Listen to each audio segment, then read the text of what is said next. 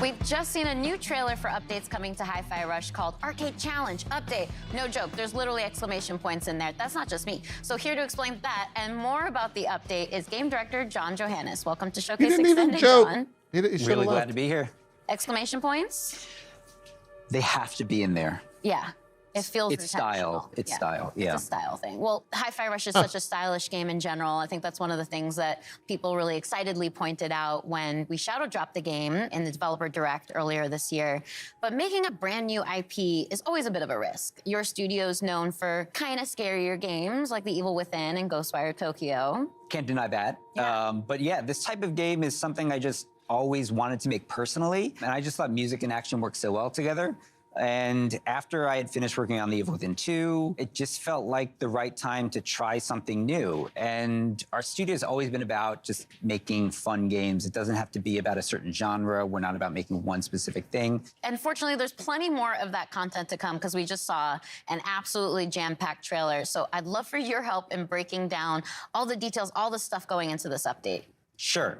There's a lot, so bear with me. Everything in this mode is unlockable once you finish the game, and you'll unlock an arcade cabinet in your hideout. And by accessing it, you get 2 new modes. One is called BPM Rush mode, which takes the gameplay up to like higher speeds than we've ever done in the main game. And the other is called Power Up, Tower Up, which is a new sort of randomized spin on the rhythm tower mode that we had in the original game. And included in this mode are 5 new original songs to play to, as well as 2 brand new enemies. And then there's special attacks and this whole meta system for unlocking upgrades and rewards. And that's all I can think of right now.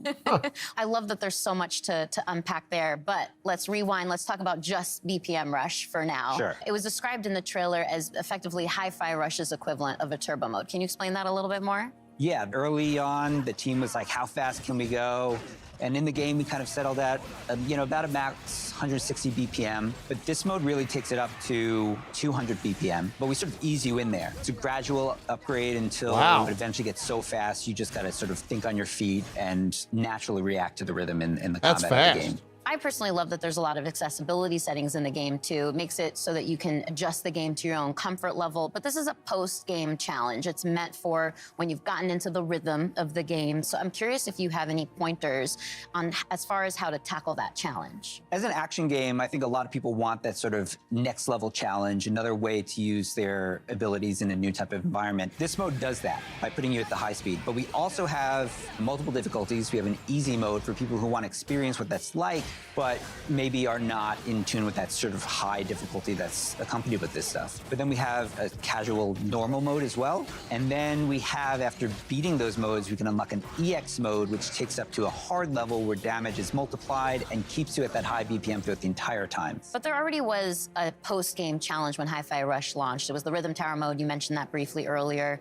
That's the one where you face just increasingly difficult combat. So how has that evolved with the Power Up, Tower Up mode? So the Rhythm Tower mode was kind of like a very curated experience. And while it was very challenging, you can prepare, go in and sort of customize your character, know what you're getting into. Opposite end. Chai starts off downgraded. We actually remove all your abilities, and you have to earn them back by fighting waves of randomized enemy sets. Oh, Diablo is still after every wave of enemies, you get to choose from a series of power-ups that can gradually increase your stats. But each of these upgrades comes with either bonus or negative modifiers as well to the gameplay, so you can take more risks or less risks depending on which upgrades you pick. And again, those upgrades are randomized each level, so you really kind of have to have an understanding of the systems and not quite master them, but have a good grasp if you want to go in and come out on top. Well, as I mentioned earlier, it was a really packed trailer. There was a lot of information in there. It's a chonky update. So what else have you got for us? Because I feel like there's more on the table there. I mean, guys, it's presented by D4. I'm just... to unlock these rewards through these challenges that are connected to these 2 modes. And in those rewards are things like accessories for Chai and new costumes for Chai 808, and even as well as fan favorite Corsica. We have new modes for the photo mode as well. Things like new filters. We have new poses for the characters. We have stickers that you can place on the photos now. And then there are some extra hidden secrets that we don't want to give away right now, which, as you know from our game, we like to hide in there and we like people to find, which is always fun. And then, in conjunction with this release, we're also releasing a separate costume pack, which is a kind of take on what the characters would look like if maybe this game took place in a different time period. Ooh, a little tease. I like Yes, that. and there's some really fun-looking stuff in there, so. Well, thank you again so much for coming out all the way from Japan to showcase Extended, John.